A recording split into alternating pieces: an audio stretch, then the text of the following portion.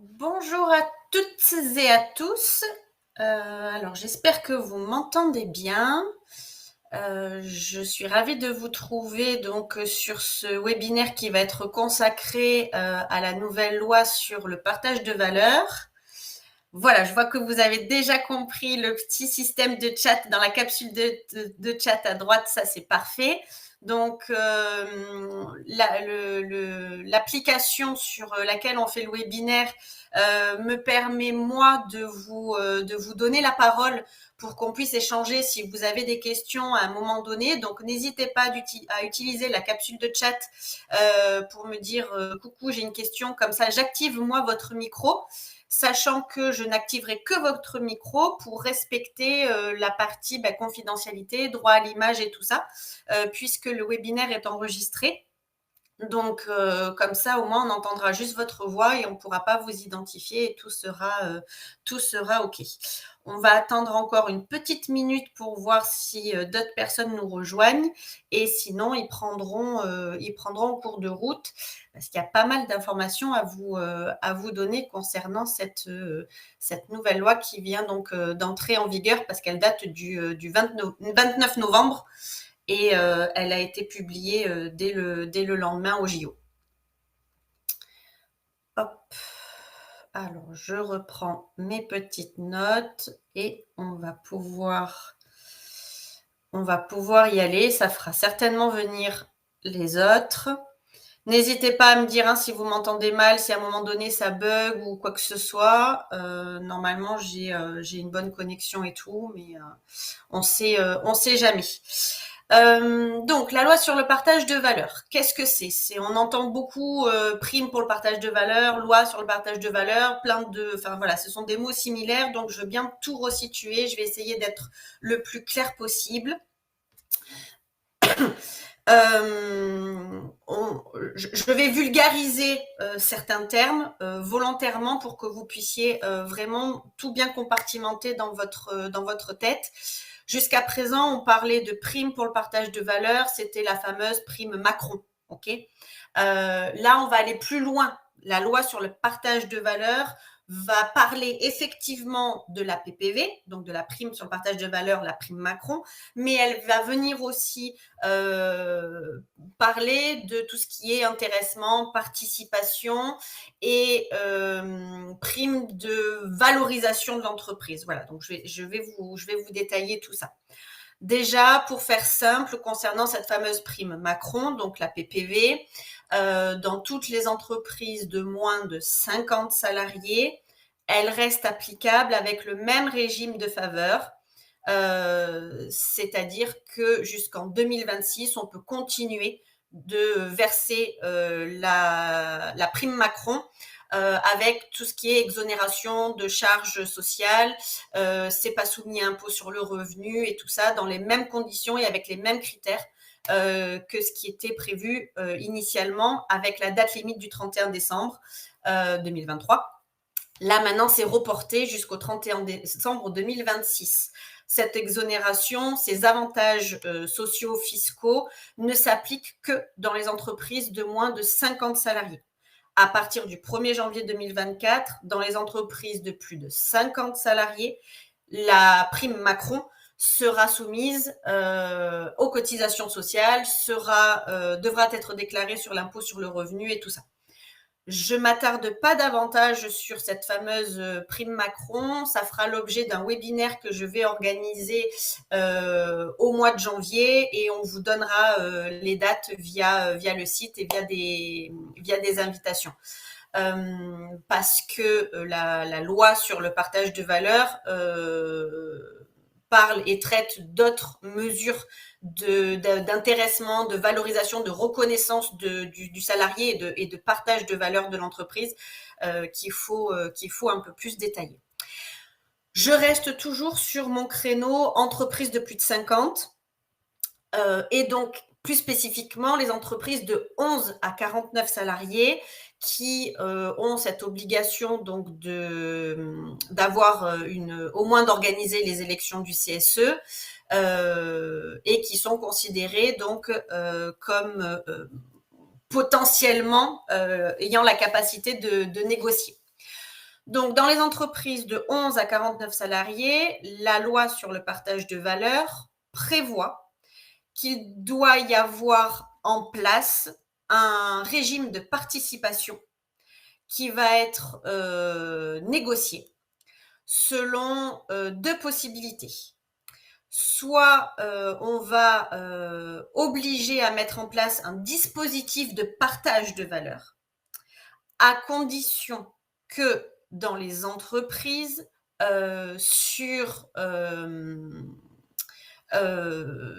quand on va établir le bilan comptable, il faudra que l'entreprise ait réalisé un bénéfice net fiscal au moins égal à 1% du chiffre d'affaires pendant 3 années consécutives.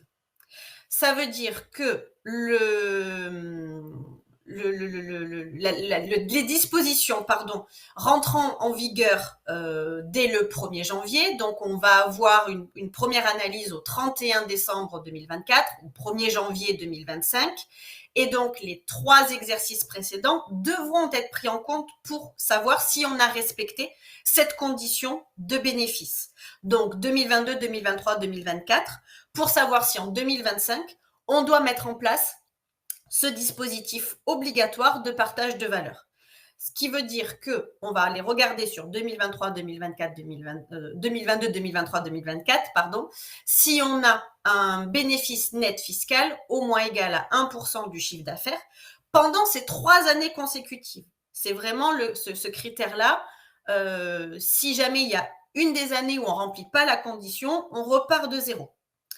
Donc, si on a cette condition qui est remplie, et si l'entreprise n'est pas déjà soumise à un régime de participation, on va devoir mettre en place un dispositif de partage de valeur. Et qu'est-ce qu'on va devoir mettre en place? La loi nous dit que du coup, on doit mettre en place soit un dispositif de participation ou alors d'intéressement.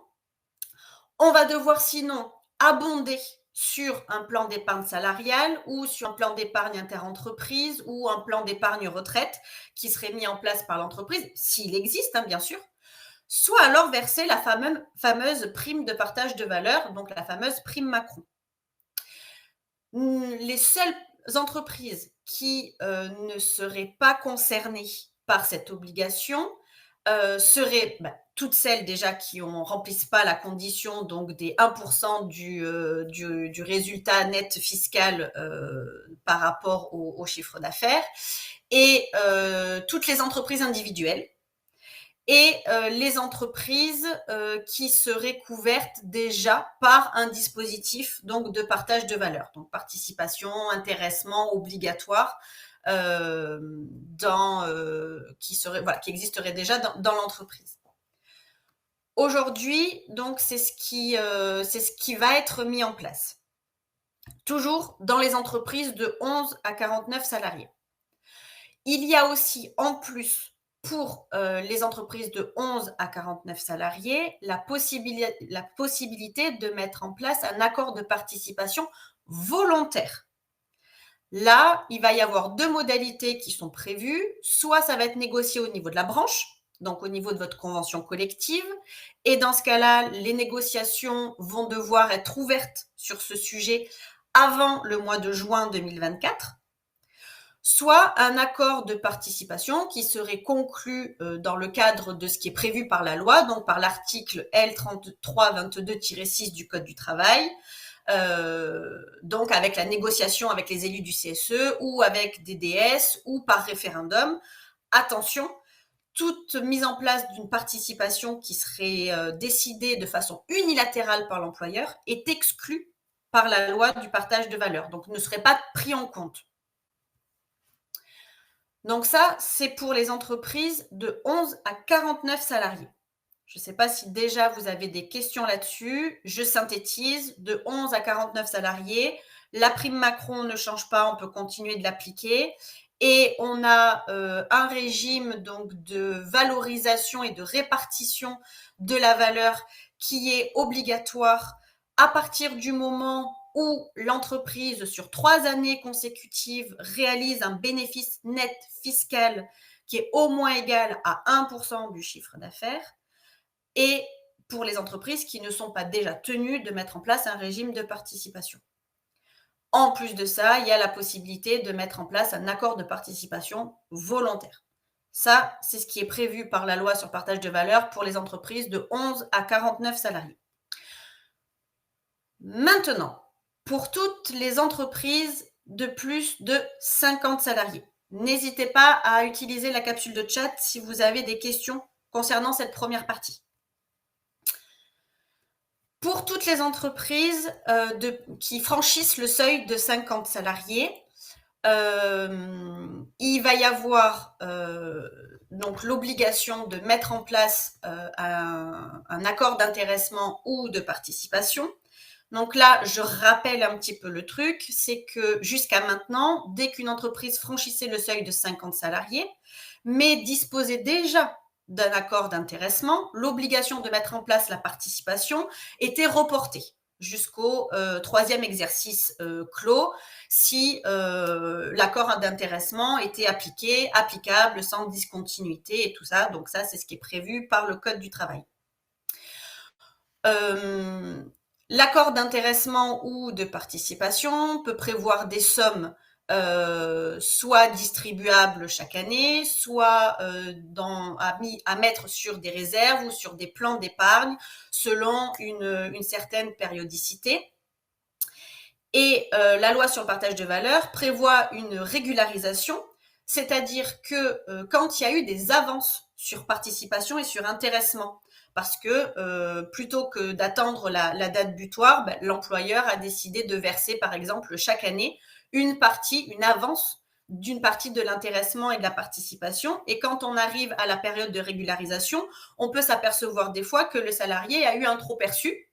Le salarié va être obligé de reverser à l'employeur, sous la forme d'une retenue sur salaire, le trop perçu qu'il a eu sur son plan d'épargne salariale ou en tout cas qui a été débloqué par avance.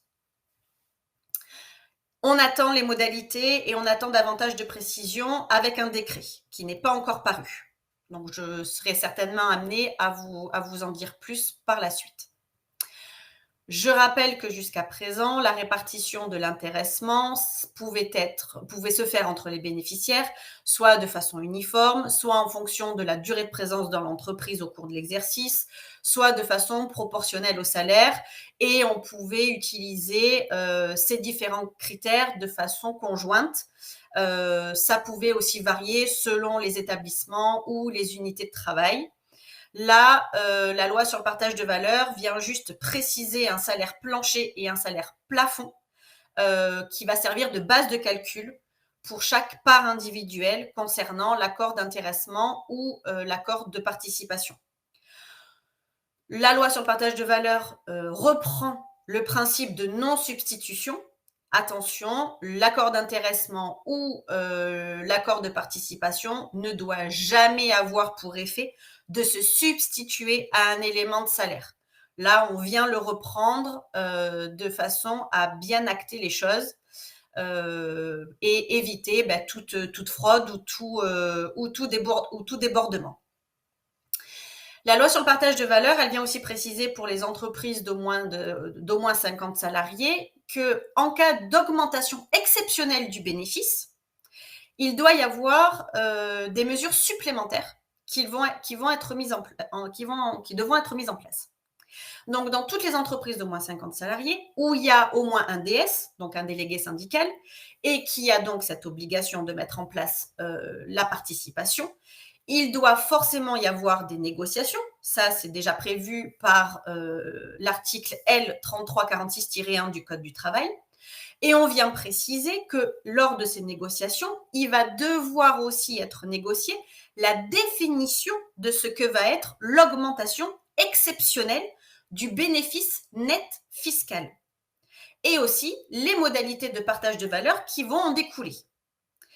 Donc, ça sous-entend qu'il va y avoir des négociations ouvertes et que dans cette négociation, la définition de l'augmentation exceptionnelle de bénéfices va peut-être dépendre de certains critères tels que la taille de l'entreprise, le secteur d'activité, les bénéfices réalisés lors des années précédentes ou ce que va être les événements exceptionnels, qu'ils soient externes ou inhérentes à l'entreprise. Pour toutes les entreprises qui seraient déjà couvertes par un accord de participation ou d'intéressement au moment où la loi sur le partage de valeur est entrée en vigueur, cette négociation devra s'ouvrir absolument avant le 30 juin 2024 pour se mettre en conformité avec la loi. Il va y avoir 3 possibilités pour effectuer ce partage de valeur. Donc, je reste bien dans le cas d'un bénéfice exceptionnel, hein, attention. À partir du moment où on a ce bénéfice exceptionnel, il va y avoir l'obligation donc du coup de négocier et les parties pourront prévoir soit le versement donc d'un supplément de participation, ça c'est prévu à l'article L3324-9 du Code du travail, soit le versement d'un supplément d'intéressement, ça c'est l'article L3314-10 du Code du travail, à partir du moment bien sûr où un dispositif d'intéressement s'applique dans l'entreprise. Soit l'ouverture d'une négociation qui va avoir pour objet de mettre en place un dispositif d'intéressement, s'il n'existe pas déjà, ou alors de verser justement un supplément d'intéressement ou de participation, ou alors d'abonder un plan d'épargne qui existerait dans l'entreprise, ou alors de verser la fameuse prime sur le partage de valeur, donc la fameuse prime Macron. C'est ce sur quoi vont devoir négocier donc les DS. À partir du moment où tout ça va être rempli, on va avoir en plus un plan de partage de valorisation de l'entreprise, PPVE. Ce qui veut dire que, je rappelle, dès qu'on est à plus de 50, on a l'obligation donc de négocier et de mettre en place la participation ou l'intéressement. À partir du moment où on a un résultat exceptionnel du bénéfice, on va devoir prévoir ce qu'on fait de ce supplément et ce qu'on fait de cette situation exceptionnelle. Et en plus de ça, il y a un dispositif qui est facultatif, qui peut prévoir que sur une période de 3 ans, les entreprises peuvent verser selon un accord, donc pareil, qui est négocié suite à un rapport comptable, pour faire simple, une prime ou abonder sur un plan d'épargne qui existe déjà, ou mettre en place un accord qui va verser sur une période de 3 ans une prime qui va correspondre à la valorisation de l'entreprise. C'est-à-dire que là, on ne parle plus simplement de bénéfices, mais c'est un dispositif qui va permettre aux salariés d'être directement intéressés sur la valorisation de l'entreprise et pas uniquement sur ses résultats. La participation, l'intéressement, les plans d'épargne et tout ça concernent les résultats de l'entreprise. Le plan de partage de valorisation de l'entreprise, c'est vraiment sur la valorisation, c'est-à-dire sur la montée en puissance d'une entreprise sur 3 années consécutives qui va ouvrir droit à une prime. On attend un peu plus de détails avec un décret, mais la loi sur le partage de valeur dit déjà que tous les salariés de l'entreprise qui auront au moins 1 an d'ancienneté vont pouvoir bénéficier de ce plan de partage de la valorisation. Et l'accord peut éventuellement prévoir une ancienneté inférieure. Ça, tout peut se négocier. Les salariés qui vont atteindre 1 an d'ancienneté pendant la période de 3 ans du plan, ou qui vont quitter l'entreprise de façon définitive pendant cette période, ne bénéficient pas de la prime de partage de valorisation de l'entreprise. Des négociations peuvent prévoir des mesures plus favorables. En tout cas, la loi sur le partage de valeur les exclut. Ce fameux plan de partage de la valorisation de l'entreprise va forcément être mis en place par accord. Comme je vous disais, une fois qu'on aura un rapport spécial du commissaire aux comptes ou alors un rapport comptable qui définira effectivement cette fameuse valorisation sur 3 ans. Le contenu de l'accord est déjà défini. On va devoir expliquer le montant de référence qui sera appliqué, les éventuelles conditions de modulation s'il y en a, la formule de valorisation pour savoir effectivement qui va y avoir droit, comment, pourquoi, et la date d'appréciation de la valeur de l'entreprise qui va constituer en fait le point de départ de la durée des 3 ans. Et la date, donc 3 ans plus tard, pour apprécier la valeur de l'entreprise qui va permettre donc de calculer le pourcentage de cette variation. Enfin, l'accord va prévoir forcément la date ou les dates de versement de la prime. L'accord peut être reconduit et il n'a pas d'obligation d'être publié sur les plateformes administratives. Pour bénéficier du versement de cette prime, l'entreprise doit augmenter au cours des 3 années la valorisation de son entreprise. On est vraiment sur une augmentation continue pendant 3 années consécutives.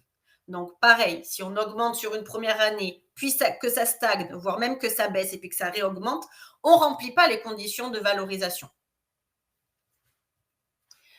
On va avoir certainement des décrets, des modèles qui vont sortir, puisque ce fameux plan, la prime qui va découler du plan de partage de la valorisation des entreprises sera exonérée au niveau social et au niveau des impôts. Donc, ça sous-entend que l'URSSAF va venir vérifier certaines conditions quand il y aura un contrôle pour s'assurer que les conditions d'exonération sont bien remplies. Et là, on attend du coup des décrets apparaître.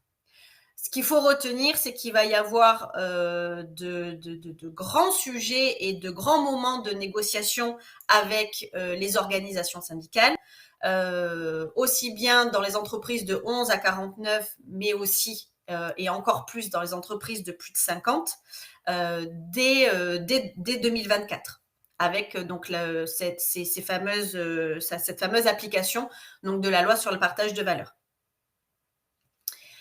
Est-ce que vous avez des questions? Est-ce qu'il y a un sujet en particulier sur lequel vous voulez qu'on revienne? Une situation concrète peut-être que vous voulez qu'on aborde pour que ça soit le plus concret possible pour vous?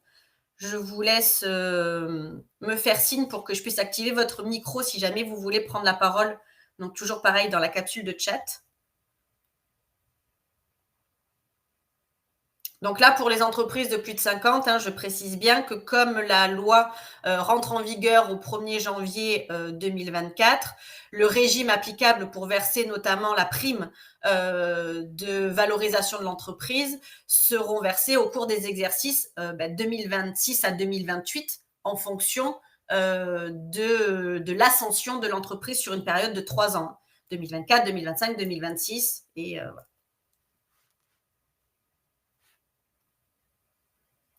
Hop. Donc, pas de questions pour le moment. J'espère que du coup, j'ai été suffisamment claire, que tout a été suffisamment compartimenté. Je rappelle que la première partie du webinaire concerne uniquement les entreprises de 11 à 49 salariés. Nous allons organiser un webinaire spécifique Prime Macron au mois de janvier. Donc, je m'attarderai davantage là-dessus, sur les critères, sur tout ça. Et que la deuxième partie du webinaire était consacrée vraiment aux entreprises et aux nouvelles obligations pour les entreprises de plus de 50 salariés, avec à la fois l'intéressement, la participation, les plans d'épargne et aussi ce fameux nouveau plan de valorisation des entreprises qui vient se rajouter.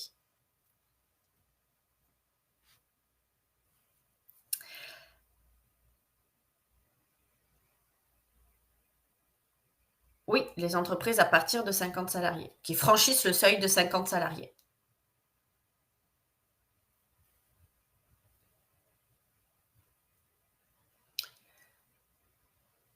Si j'ai été suffisamment claire, je vais pouvoir vous remercier d'avoir participé à ce webinaire.